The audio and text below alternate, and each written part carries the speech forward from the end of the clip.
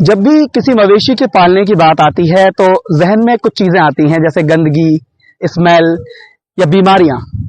लेकिन आगरा में एक ऐसी मिसाल कायम कर दी गई है मिस्टर डीके सिंह के द्वारा, जिन्होंने एक ऐसी मिसाल कायम की है युवान एग्रो फार्म बनाकर। ये फार्म बनाकर उन्होंने साबित कर दिया है कि मवेशियों को किस तरह एक अच्छे तरीके से पाला जा सकता है। डीके सिंह जी ने गोट फार्म बनाया है, जो कि इंडिया का नंबर 1 5 स्टार गोट फार्म भी है। हम आपको आज दिखाएंगे कि किस तरह इस फार्म को मेंटेन किया जा रहा है और कितनी अच्छी यहाँ पर व्यवस्थाएं हैं। नमस्ते, मेरा नाम डीके सिंह है। मैं Yuvan agro farm Agra Fatehabad road पे आगरा में स्थित है और हम लोग यहाँ 5,000 से ज़्यादा गोट्स हैं हमारे पास। 1 लाख से ज़्यादा स्क्वायर फीट से एलिवेटेड शेड है और 6 एकड़ अप्रॉक्स 6 एकड़ के करीब में हमारा ये लैंड एरिया है और ये हम करीबन 3 साल से ये प्रोजेक्ट चल रहा है।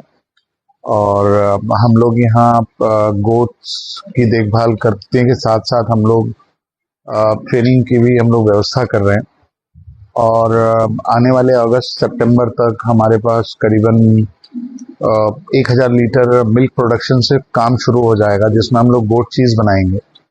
कोशिश कर रहे हैं कि हम लोग गाँव से भी लोगों को जोड़े और इस गोट चीज़ में जो हम एक्सपोर्ट देख रहे हैं, बहुत बड़ा मार्केट है, उसको इनकैश किया जाए और एम्पावरमेंट दिया जाए किसानों को। फार्म का मकसद और आइडिया कहाँ से आया, कहाँ से मोटिवेशन मिला? अब देखिए, बहुत बड़ा मार्केट है गोट फार्मिंग और मिनिस्ट्री ऑफ एनिमल हस्बेंड्री भी बहुत सपोर्ट कर रही है इस गोट फार्मिंग, सी फार्मिंग को। हम लोगों ने करीबन 4 से 5 साल पहले हम लोगों ने ये आइडिया कंसीव किया था कि हमें काम करना है। 200 से ज़्यादा फार्म हमने विजिट किए ऑल ओवर वर्ल्ड इंडिया में और उसके बाद हमने देखा कि कोई भी ऑर्गेनाइज सेक्टर में, इस सेक्टर में कोई भी ऑर्गेनाइज नहीं है। तो आइडिया यही था और मकसद ये है कि इतना बड़ा फार्म सेटअप करने का मकसद हमारा 2 मकसद थे कि इस सेक्टर में ऑर्गेनाइज तरीके से काम करें और आने वाले 2 से 3 साल में, जैसे आज के डेट में हमारे पास 500 किसान हैं जुड़े हुए हैं प्रत्यक्ष अप्रत्यक्ष रूप में। करीबन हमारे 200 से 300 लोगों को रोजगार हम दे रहे हैं कि आने वाले 2 या 3 सालों में कम से कम 4 से 5,000 हम लोग किसानों से जुड़े, उनको एम्पावरमेंट करें, उनको हम इस एनिमल हस्बेंड्री के बारे में बताएं और गोट फार्मिंग के बारे में जागरूक करके उनका आजीविका बदले। आपके गोट फार्म में कितनी ब्रीड है और कौन कौन सी पालन कर रहे हैं? देखिए, हम लोग अभी सोजत कोटा में काम कर रहे हैं और एक अफ्रीकन बोर, एक अफ्रीका की ब्रीड है, उस पर काम कर रहे हैं और आने वाले दिनों में हम लोग सिरोही, गुजरी और बीटल पे भी काम करेंगे। ये जानवर थोड़े बड़े भी होते हैं और इनका मिल्क प्रोडक्शन भी ज़्यादा होता है, तो वो भी हम लोग एक नई फैसिलिटी बना रहे हैं जिसमें हम लोग 1,000 फीमेल और ऐड कर रहे हैं, जिसमें गुजरी, सिरोही और बीटल पे हम लोग काम करेंगे। तमाम ब्रीड्स के लिए किस तरह शेड मैनेजमेंट है आपका? जैसे कि अब गर्मी का मौसम आ रहा है, तो उसमें कैसे मैनेज करेंगे खाने का, उनका पीने का पानी की कैसे व्यवस्था करेंगे? तो देखिए, हमारे यहाँ कमर्शियल आरओ प्लांट लगा हुआ है, तो हम लोग जो पानी का टीडीएस है वो 150 मैनेज करके चलते हैं कि 150 से ज़्यादा ना हो, नहीं तो फिर जानवरों की तबीयत खराब होनी शुरू हो जाती है। जितने भी शेड हैं उसके अंदर भी टंकी लगी हुई है और हमारे बड़ी टंकी भी लगी हुई है और बड़ी टंकी को हम लोगों ने इंसुलेटेड किया हुआ है कि पानी बहुत ज़्यादा गर्म ना हो। शेड के अंदर हमारा एलिवेटेड शेड है तो जानवरों को इतनी ज़्यादा परेशानी होती नहीं है और सारे शेड में हमारे वेंटिलेटर लगे हुए हैं, पंखे भी लगे हुए हैं और आने वाले दिनों में हम लोग मिस्ट की भी व्यवस्था कर रहे हैं कि हम लोग सारे शेड्स में मिस्ट की व्यवस्था करें। और बेसिकली फूड में हम लोग क्या करते हैं कि जो हमारा जो दाना है उसमें हम लोग बाजरा खत्म कर देते हैं। हम बाजरा गर्मी में नहीं खिलाते हैं।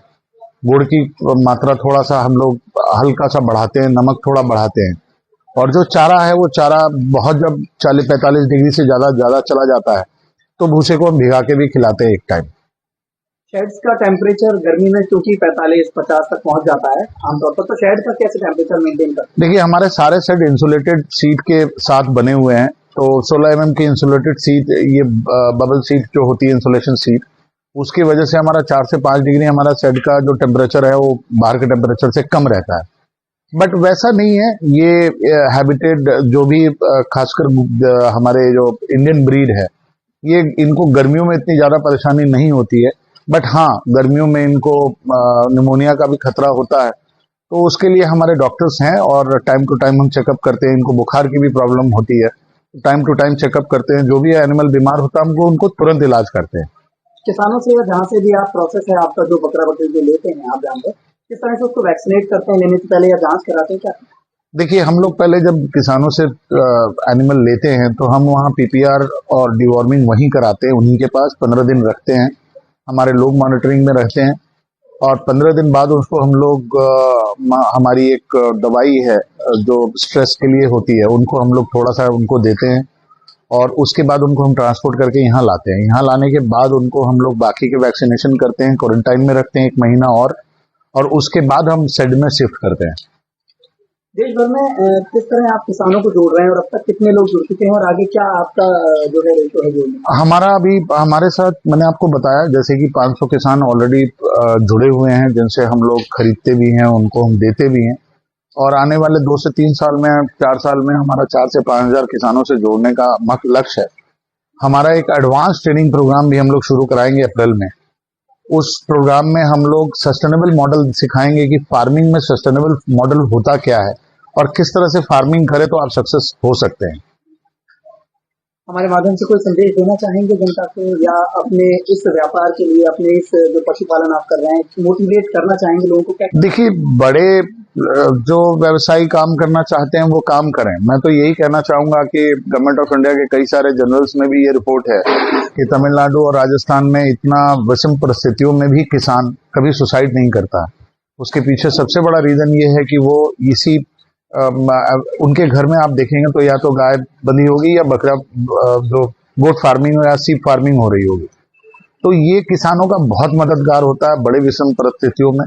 और गवर्नमेंट ऑफ इंडिया के माध्यम से, आपके माध्यम से मैं कहूंगा कि ज्यादा से ज्यादा लोगों को शिक्षा मिले, प्रेरित हों और जागरूक किया जाए कि वो कम से कम 5 जानवर से ही अपनी जीविका शुरू कर सकते हैं। अगर किसी के पास 5 बकरियां भी है तो भी उनके पास खाने की प्रॉब्लम नहीं होगी। तो एक बेसिक इन्वेस्टमेंट के साथ 5 बकरियां आप पाल सकते हैं किसी भी घर में और वो घर में भी पल जाता है। उनके लिए शेड की जरूरत नहीं है, उनके लिए बहुत कुछ करने की जरूरत नहीं है।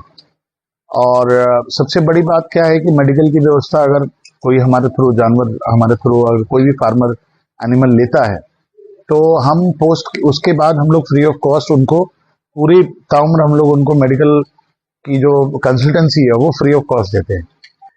तो आपने देखा युवान एग्रो फार्म आगरा में किस तरह से बकरा बकरी को पाला जा रहा है, किस तरह से गोट फार्म को मेंटेन किया जा रहा है और न सिर्फ यहाँ पर जानवरों को पाला जा रहा है बल्कि लोगों को मोटिवेट किया जा रहा है कि इस सेक्टर में आप व्यापार भी कर सकते हैं। यहाँ पर किसानों को जोड़ने की मुहिम भी चल रही है। आगरा से जावेद खान।